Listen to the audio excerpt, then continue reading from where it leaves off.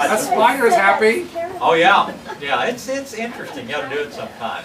But no, just they're not going to jump after you or anything else. But spiders are fascinating. You know, they can extrude, I guess, one little strand of silk at a time.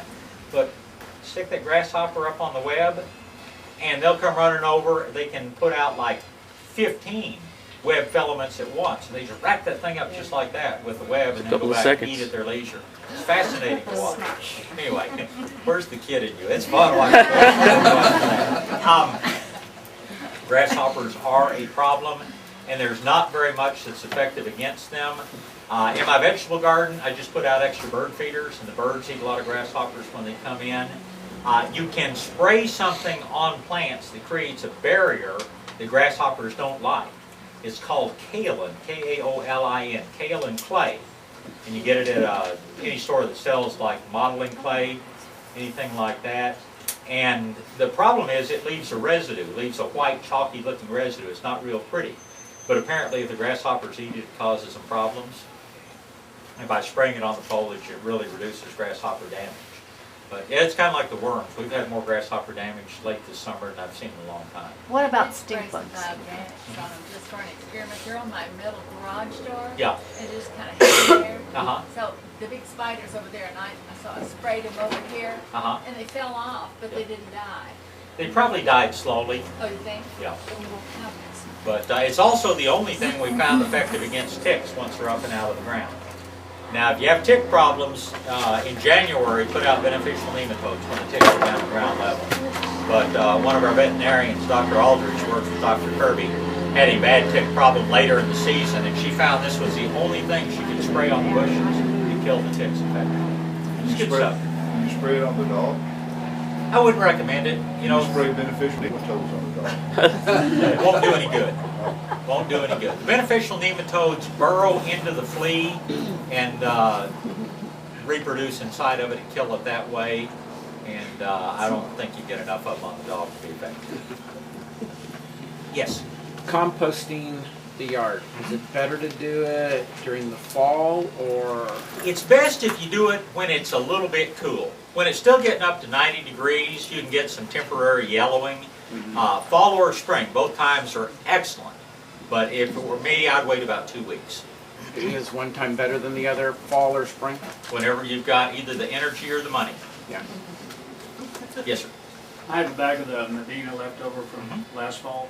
Is it still effective to use? Oh no, you have to buy more. Yeah, right. It stays dry, it'll last 20 years. Yeah, no And problem. when you're spraying, can you mix like liquid seaweed and like the BT if you're going to be spraying? Can you mix it? Or? I would ask on an individual basis. Liquid seaweed can certainly be mixed with BT without a problem. That's what I've been doing. Yeah. And if you want to make it even more effective, BT plus molasses plus Okay. liquid seaweed. Okay. Or you get our liquid seaweed mix.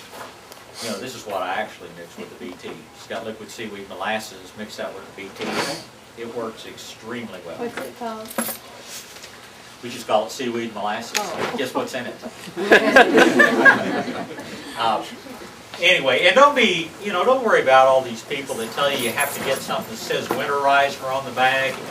This stuff is winterizer, springerizer, summerizer, whatever. It works all the time.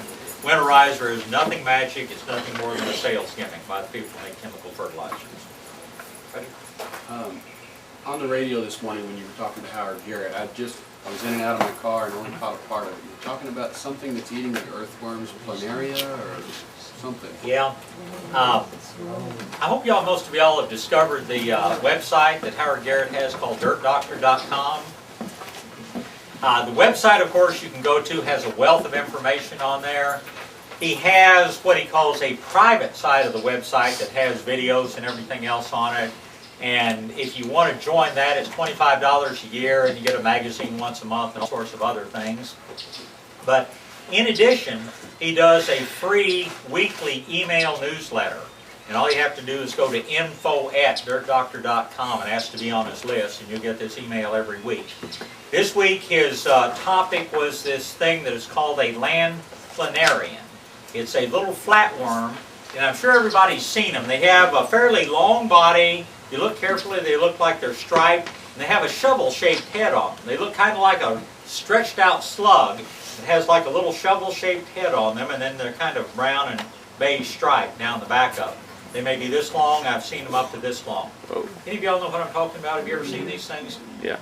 You'll see them under pots. You'll see them in the same places that you would normally see snails and slugs. They are not good things, and you can't get rid of them by chopping them up, because you chop them up and every piece grows a whole new creature. But one thing they do is kill earthworms. They kill and eat large numbers of earthworms. They're not good things to have around. Is there control for them? Well, as you heard this morning, he was saying he's tried spraying with orange oil.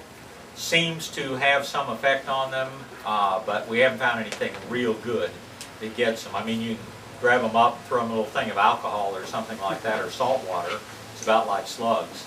They don't. The salt does not agree with them. I love that Far Side cartoon with the big snail and the mama, or big slug and baby slug, and things carrying around the salt shaker. And the mother says, "Get away from that thing! Don't play with that," or whatever else. But, anyway, stay tuned. We'll see if we can find anything more effective. But right now, I suggested you try the apple cider vinegar. But the orange oil is give better control than anything else. If you're not familiar with them, you probably just haven't looked closely. They're around, and if you see them, you know, it's good to get rid of them if you can. Yes, ma'am. Stink bugs. The spinosad is the best thing that I have found. It does not kill them immediately. It may take days to kill them. It usually takes 2 or 3 applications. But the liquid spinosad, thank you, is a natural bacterial-based insecticide. Perfectly safe for people and pets. Thank you, Jeff. Well, is the object to spray the plants or the bugs? The object is to get it on the bugs. Yes. Does biovenic kill people, speed bugs? If they drown in it, it has some effect against them, but it's not a real effective killer. The spinosad is a better bug killer. Thank you. How about Spittlebugs? Spittlebugs are the little, kind of beetle-like thing that makes the white foamy stuff. They do very little damage. And if you want to get rid of them, just take your hose and wash them down. That's all you really need to do. Yes?